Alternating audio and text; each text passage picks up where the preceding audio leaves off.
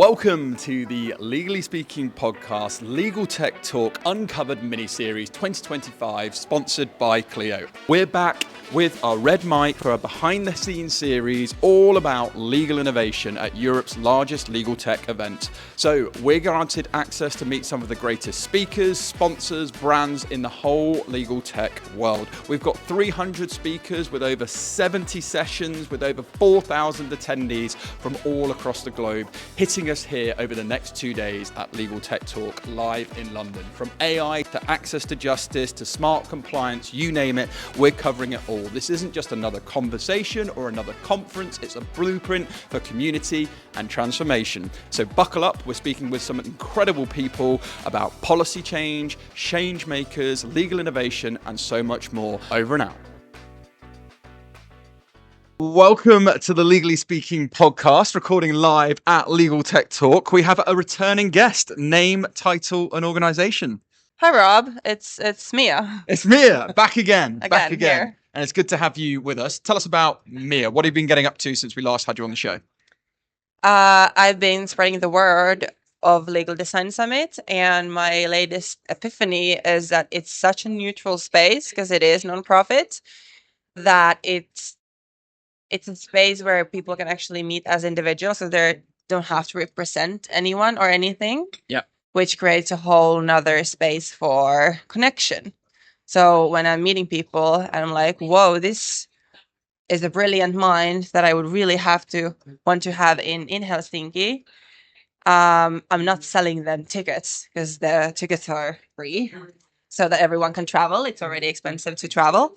So then I'm like, hey, you beautiful individual, beautiful soul, I would love to have your magic to the community that is going to be gathered in Helsinki in September.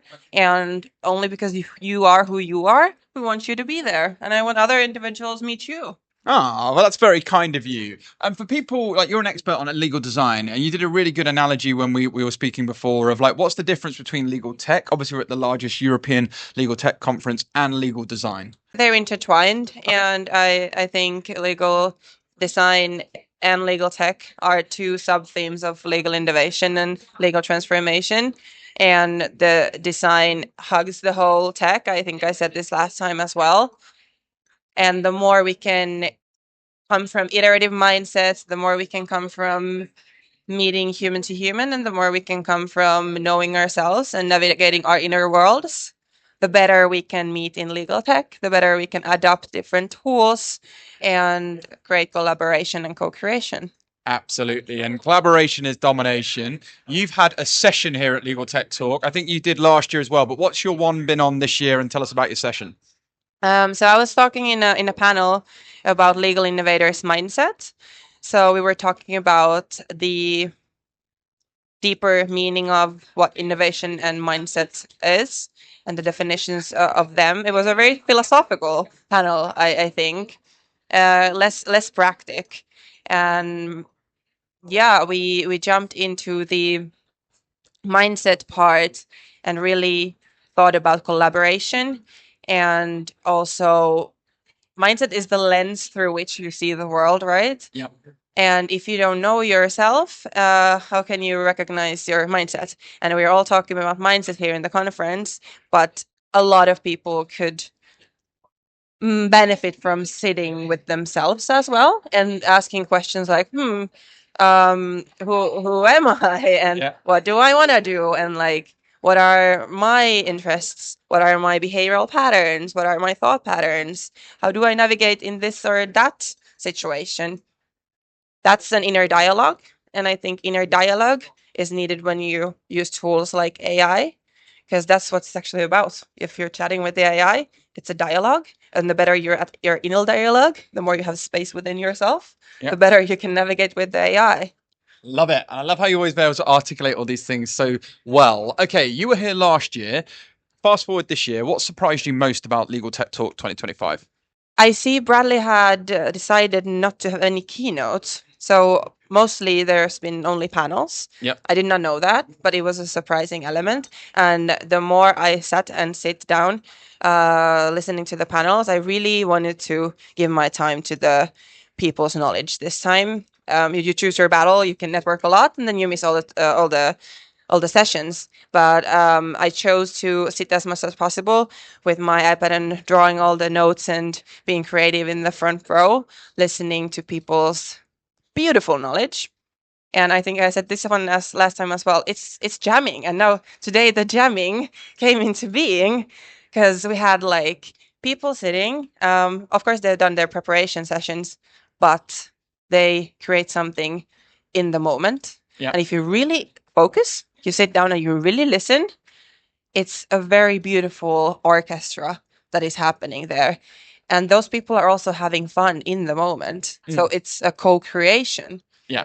And I think that they have chosen to emphasize that this year through panels is brilliant. And I've had nothing but positive feedback, and I think the panels have been great. And we've had people coming off talking about your panel, how much they enjoyed it. They've been around the table here. Let's talk about the Legal Design Summit then before we close. Where can people find out more, or if they would like to get involved in any capacity, what do they need to do? You can find the tickets from the LegalDesignSummit.com. You just take your tickets. That's free for everyone. And then we're in LinkedIn. We post a lot, and we really want to create a space where it's easy to navigate so that you can land to Helsinki in the best way possible. So we provide a lot of support and information in advance so that you can plan your adventure to the Nordics.